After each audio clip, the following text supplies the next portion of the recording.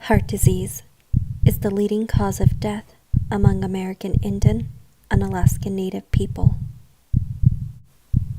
Heart disease kills more women than all forms of cancer combined. Native American women develop heart disease 10 years earlier than non-Hispanic white women. American Indian and Alaskan Natives die from heart disease at a younger age than other racial and ethnic groups in the United States.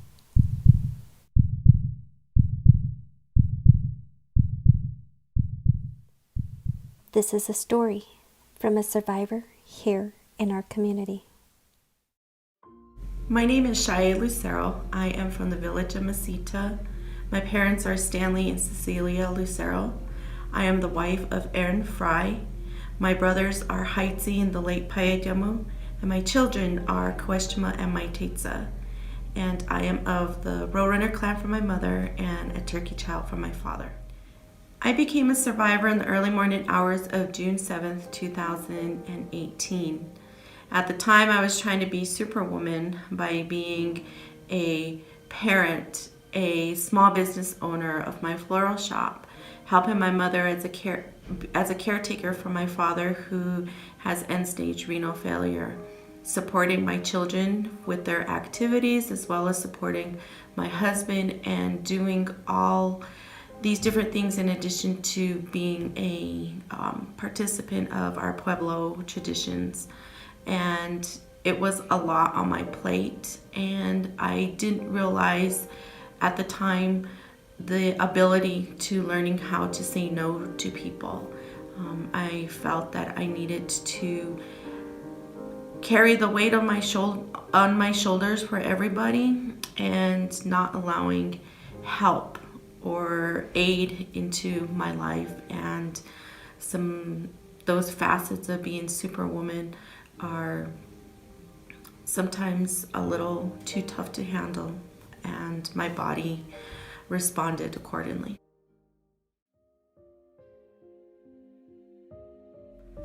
On the day that I had the heart attack, I was actually in the garage of my home where my shop is, working on flowers for a wedding. And I had noticed that my heart was not feeling normal. I had a Fitbit on and I kept looking at it, but it was not showing anything irregular. And then I developed a pain in the middle of my back, and I kept moving like this because it felt like I had strained something. I told my husband, and then I also mentioned that I had started to get nausea. And he told me, well, why don't you eat a snack? Because I do have low blood sugar. And as I was eating the snack, I noticed that the food was not tasting good. And at that point, I knew that something was wrong. So I ran into the living room and I told my husband, we need to go now. He got his shoes on and I asked him, shall I call the EMT? He says, who knows where they're going to be at this moment? It was in the early morning hours. And so he said, I can get you to the hospital faster. And so we got in the Jeep and got to ACL, from Laguna to ACL in less than 10 minutes.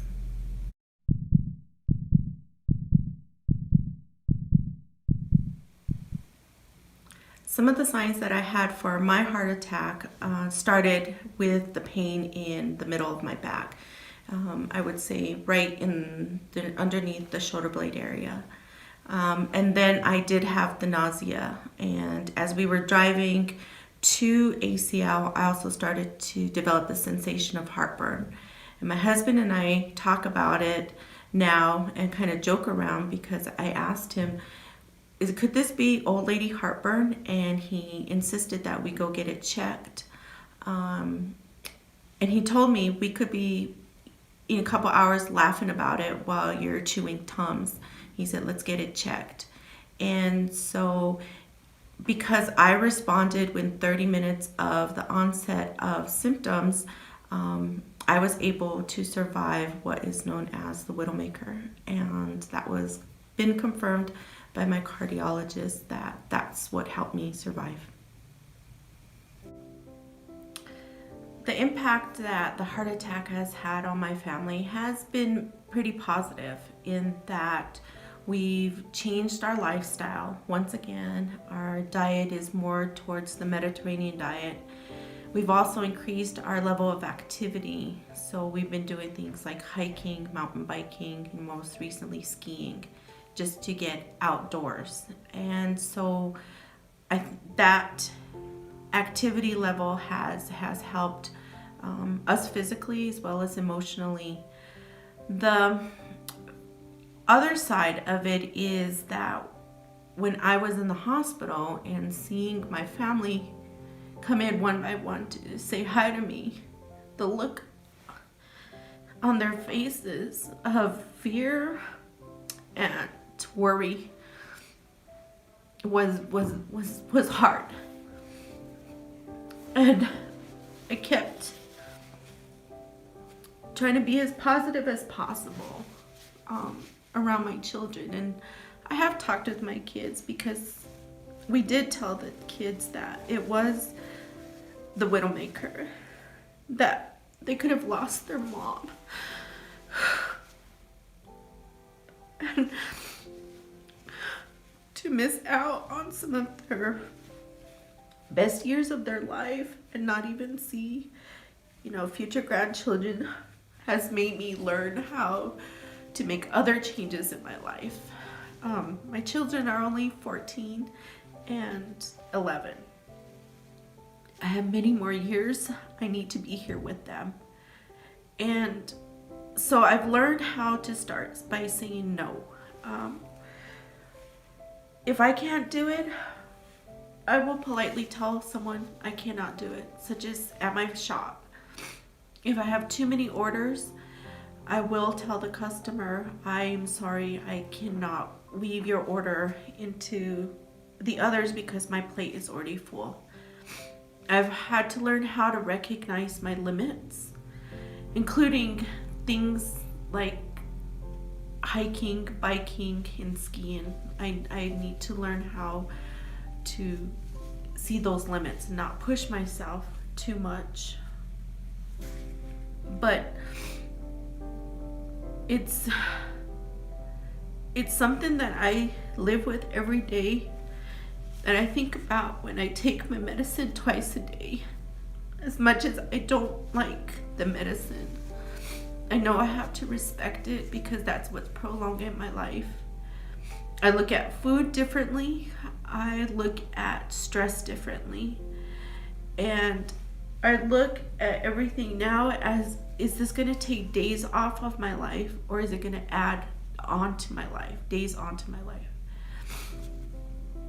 And that has something that I have to learn to think from here on out, because not only did having a heart attack affect me, but it's got a rippling effect to my family and to my community. And I know that these changes are for the better for me, but also that I can tell myself that I'm worthy enough and I'm strong enough, and it's okay to make these changes so that I can be here for the people surrounding me.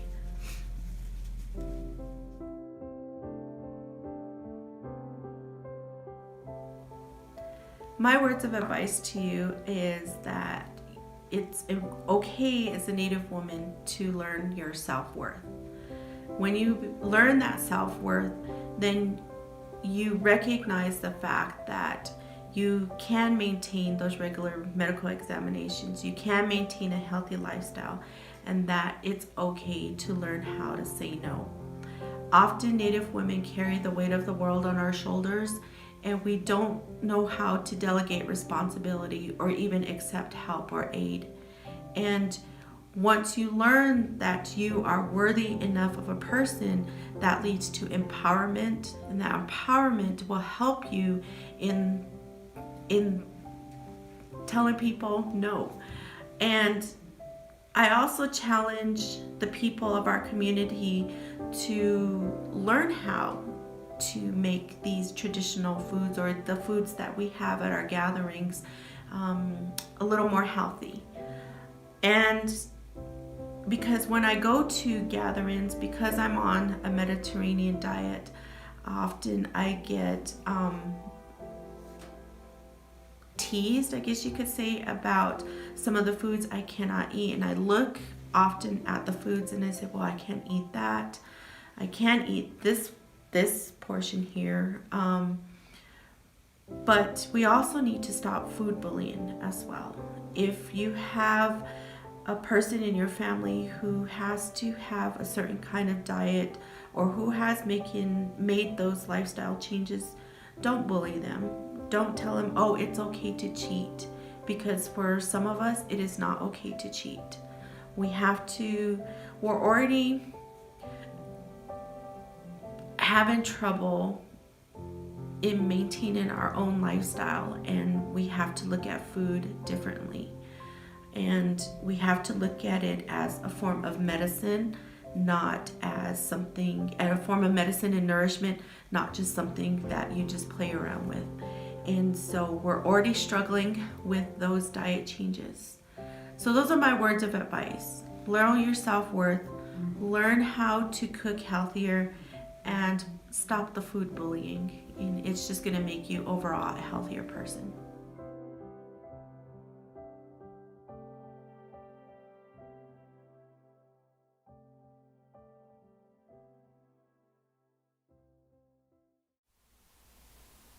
Heart attacks and strokes are catastrophic, life-changing events that are all too common in Native American communities.